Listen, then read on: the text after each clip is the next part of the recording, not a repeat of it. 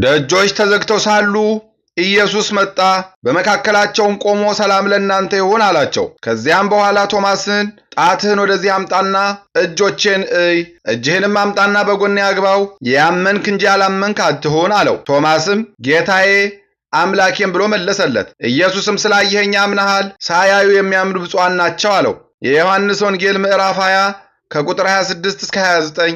በስመ አብ ወወልድ ወመንፈስ ቅዱስ አሃዱ አምላክ አማእስሮ ረቡዕ ለወርሃ መጋቢት በዛቲ ዕለት ኮነ ተስካረ ዕረፍቱ ለቅዱስ ቄርሎስ ሊቀ ጳጳሳት ዘእስክንድርያ እሙልቆሙ ለአበው ሊቃነ ጳጳሳት 75ቱ። አንድ አምላክ በሚሆን በአብ በወልድ በመንፈስ ቅዱስ ስም መጋቢት 14 በዚች ቀን በእስክንድርያ ለተሾሙ አባቶች 75ኛ የሆነ የእስክንድርያ ሊቀ ጳጳሳት የቅዱስ ቄርሎስ የዕረፍቱ መታሰቢያ ሆነ። እርሱም በምግባሩ ፍጹም አዋቂ ሆነ። ሀገሩን ፊዩም ይባላል። በእርሷም ቅስና ተሾሞባት ነበረ። ከዚያም ለቆ ወደ አባ ፊቅጦር ገዳም ደረሰ። እርሱም ከምስር ከተማ ውጪ የኢትዮጵያውያን አዘቅት የአባይ ግድብ ባለበት ነው። በዚያም ታላቅ ገድልን እየተጋደለ ብዙ ዘመናትን ኖረ። ብዙ መጻሕፍትንም ተምሮ ትርጓሜያቸውንም ምስጢራቸውንም ጠንቅቆ አወቀ። አሸናፊ ወደሚባለውም ንጉሥ አደባባይ ቀርቦ የእስላሞች ታላላቅ ሊቃውንቶቻቸውን ከምሁራኖቻቸው ውስጥም መምህሮቻቸው ተከራከሩት። ጠቃሚ የሆነ ዕውቀት የተመላበት መልስ አገኙ። የሚጠይቁትንም ሁሉ በመልካም አመላለስ ነገራቸው። ከዚያም በኋላ የዕውቀቱና የቅድስናው ዜና በተሰማ ጊዜ ያለ ፍቃዱ ይዘው በእስክንድርያ ሊቀ ጵጵስና ሾሙት። መንጋውንም ጠበቀ። በጸሎትና በቅዳሴ የሚያገለግሉ ዘንድ ለካህናት ሥርዓትንና መመሪያን ሰራ። ይህም አባት በሊቀ ጵጵስና 7 ዓመታት ከ9 ወር ከ10 ቀኖች ኖረ። ከቀኑም በ9 ሰዓት አረፈ። በምስክርነት አደባባይም ተቀበረ። በጸሎቱ የምትገኝ በረከቱ ከኛ ጋር ለዘላለሙ ትኖር አሜን። በዚህች ዕለት ከአረጋውያን ፍጹማን መነኮሳት ውስጥ አንዱ አባ ባጥል አረፈ። ይህም ቅዱስ ሰው አባ ዮሐን የተባለ አበምኔት በመነኮሳት ላይ ነገረ ሰሪን እንደሚቀበል በሰማ ጊዜ በዓቱን ትቶ ወደ እስክንድርያ መጥቶ የሴት አዳሪዎችንና የአመንዝራዎችን ሁሉ ስማቸውን ጻፈ። ከኪራይ ሰራተኞችም ጋር ሲሰራ ይውላል። ደሞዙንም በተቀበለ ጊዜ የሽምብራ ቂጣ ገዝቶ ይበላል። የቀረውንም ገንዘብ ይዞ ወደ አንዲቱ ሂዶ ይሰጣታል። በዚህ ቀን ከአንቺ ጋር አድራለሁና ራስሽን ለእኔ አዘጋጅ ይላታል። ከኃጢአትም ሊጠብቃት ከእርሷ ዘንድ ያድራል። ሌሊቱን ሁሉ ተነስቶ ሲጸልይና ሲሰግድ እግዚአብሔርንም ሲለምን ያድራል። ሲነጋም ስራውን ለማንም እንዳትገልጥ አምሏት ወደ ተግባሩ ይሄዳል። በየዕለቱ ወደ አመንዝራዎች እየሄደ እንዲህ ያደርግ ነበር። አንዲቱ ሴት ሚስጥሩን ገለጠች፣ ጋኔንም ይዞ አሳበዳት። ሰዎችም ስለዚህ ክፉ ሽማግሌ ክፉ ስራ የለበትም ብላ ዋሽታለችና እግዚአብሔር መልካም አደረገባት ተባባሉ። እርሷም እንዳናመነዝር ገንዘብ በመስጠት ከኃጢአት ይጠብቀናል እንጂ ነውር የለበትም ብላ ነበርና የቀሩ አመንዝራዎችን በእርሷ ላይ የሆነውን ባዩ ጊዜ ደነገጡ። እንደ እርሷም እንዳያብዱ እውነቷን ነው ማለትን ፈሩ። እርሱም ይህች በእገሌ ዕለት ትጠብቀኛለች ይል ጀመረ። ሰዎቹም ሁሉ ያሙት ጀመረ። እርሱም እንደ ሰው ሁሉ ሥጋ የለኝምን? ወይስ እግዚአብሔር መነኮሳቱን ተቆጥቶ በፍቶት ተቃጥለው እንዲሞቱ ትቷቸዋልን? አላቸው። እነርሱም ልብስን ለውጠህ ሚስት አግባ ይሻልሃልና አሉት። እርሱም አዎን በወድ በሚስቴ እጠነቀቃለሁ፣ በዚህ በክፉ አኗኗር እኖራለሁ። እናንተ ግን ከኔ ዘንድ ሂዱ፣ ምን ትሻላችሁ? በእኔ ላይ እግዚአብሔር ፈራጆች አድርጓችኋልን? ይልቁንስ እናንተ እንዳይፈረድባችሁ ለራሳችሁ አስቡ፣ ፈራጅ አንድ ነውና ዕለቱም አንዲት ናትና አላቸው። ይህም ቅዱስ በእግዚአብሔር ዘንድ ተቀባይነትን አገኘ። በሰው ዘንድ ግን የተናቀ ሆኖ ኖረ። ከእርሱም ጥቅም ያገኙ አመንዝራዎች ዝሙታቸውን ተዉ።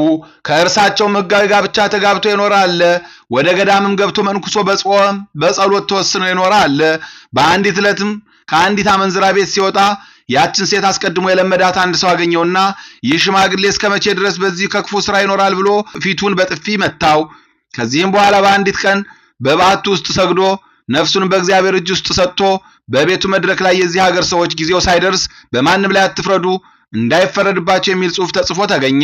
በጸሎቱ የሚገኝ በረከቱ ከኛ ጋር ለዘላለሙ ይኖር አሜን። በዚች ቀን ደግሞ ቅዱስ አባት አባ ሲኖዳ በሰማዕትነት አረፈ። እርሱም በግብፅ ሀገር ከብህንሳ ከተማ ወደ መክስሚያኖስ ክርስቲያናዊ ሲኖዳ አማልክትን የማያመልክ ነው ብለው ነገር ሰሩበት። እርሱም አስቀርቦ ስለ ሃይማኖቱ ጠየቀው። በንጉሱ ፊትም በክብር ባለቤት በጌታችን በኢየሱስ ክርስቶስ ታመነ። እርሱም እውነተኛ አምላክ እንደሆነ መሰከረ። መክስሚያኖስም ይህን የከበረ አባ ሲኖዳን በምድር ላይ ዘርግተው በበትሮቻቸው እንዲደበድቡ ታዘዘ። አጥንቶቹም እስኪሰነጠቁ ደሙም በምድር ላይ እንደ ውሃ እስኪፈስ እንዲሁ አደረጉበት። ከዚህም በኋላ እግሩን ይዘው ጎትተው ወስደው ሽታው የሚከረፋ በጨለማ ወህኒ ቤት ጣሉት። የእግዚአብሔር መልአክ ቅዱስ ሚካኤል ተገለጠለት። ቁስሎቹንም አድኖ ጤነኛ አደረገው፣ አበረታው። በርታ፣ አትፍራ፣ ስለ መከራህም የክብር አክሊል ተዘጋጅቶልሃልና ደግሞም በጽኑ ስቃይ ትሰቃይ ዘንድ አለህ። እግዚአብሔር እንዳዘዘኝ እኔም ካንተ ጋር እኖራለሁ አለው። ከዚያም ከእርሱ ተሰወረ። በነጋ ጊዜ የነገሥታት ትእዛዝ የሚተላለፍ ያንን አመፀኛ ሄዳችሁ ይዩት፣ ሙቶም ከሆነ ለውሾች ጣሉት ብሎ መክስሚያኖስ ወታደሮችን አዘዘ። ወደ እርሱም በደረሱ ጊዜ ቁሞ ሲጸልይ አግኝተው ያለምንም ጥፋት ጤነኛ እንደሆነና በስጋውም ውስጥ የሕማም ምልክት እንደሌለ እርሱም ከቶ ምንም ስቃይ እንዳላገኘው እንደ ጤነኛ ደስ እንዳለው ሰው ተኝቶ ተግቶ እንደሚጸልይ ስለ እርሱ ለንጉሡ ነገሩት። ንጉሡም ወደ እርሱ አስመጣው። ከሕይወቱም የተነሳ አደነቀ። ልብሶቹንም አስወልቆ ያለ ጉዳት ጤነኛ እንደሆነ ስጋውን አየ። ደንግጦም ይህ ያየሁት ሥራይ ታላቅ ነው አለ። ከዚያም ዘቅዝቀው ሰቅለው ከበታቹ እሳት እንዲያነዱ አዘዘ። ይህንንም አደረጉበት። ደግሞም በመንኮራኩር አሰቃዩት። በአለንጋዎችም አብዝተው ገረፉት፣ ደበደቡትም። ማሰቃየቱን በሰለቸ ጊዜ ራሱን በሰይፍ ቆርጠው ለውሾች እንዲጥሉ አዘዘ። ውሾች ግን ፈጽሞ አልቀረቡትም። ሌሊትም ሲሆን ምዕመናን መጥተው ስጋውን ወስደው በአዳዲስ ልብሶች በጣፋጭ ሽቶዎች ገነዙት፣ በሳጥንም አድርገው ቀበሩት። ከስጋውም ብዙዎች አስደናቂ ተአምራቶች ተደረጉ።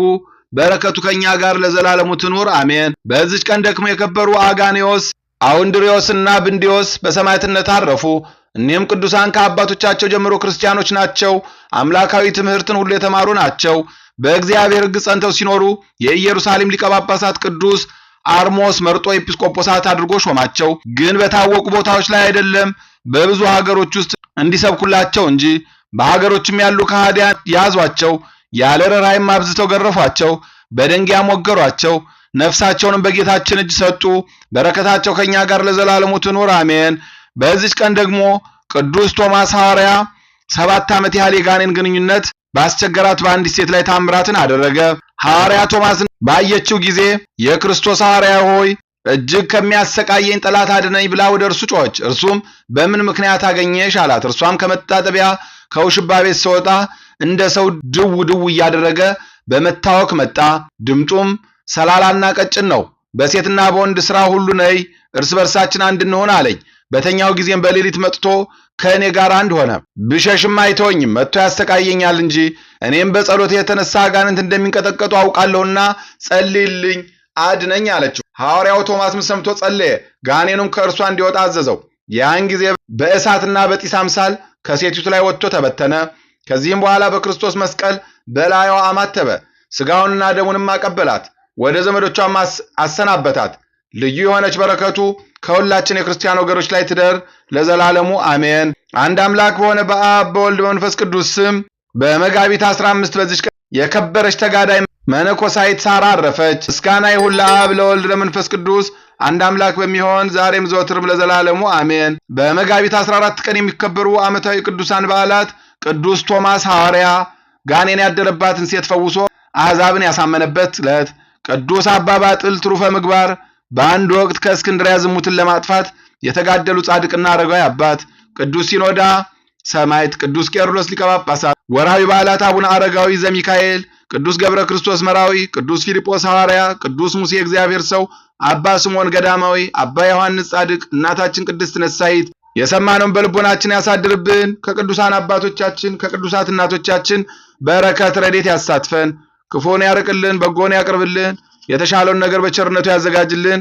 ወርሃ ጾሙን በሰላም እንዳስጀመረን በሰላም አስፈጽሞ ለብርሃነ ትንሣኤው በሰላም ያድርሰን። እንበል አቡነ ዘበሰማያት ይትቀደስ ስምከ ትምጻእ መንግሥትከ ወይኩን ፈቃድከ በከመ በሰማይ ከማሁ በምድር ሲሳየነ ኢየሱስ ክርስቶስ ከመ ይስረይ ለነ ኃጣውኢነ ተማኅፀነ ብከ ኃይለ እግዚአብሔር አብይ ኦ እግዚእ ኢየሱስ ክርስቶስ ስራይ ኃጢአቴ ወኃጢአተ ኩሉ ሕዝብከ እማሰር ኃጢአት እግዚአብሔር ይፍታ። እግዚአብሔር ይባርክ። ሰላም ያሳደረ ሰላም ያውለን፣ ሰላም ያዋለ ሰላም ያሳድረን። ይቆየ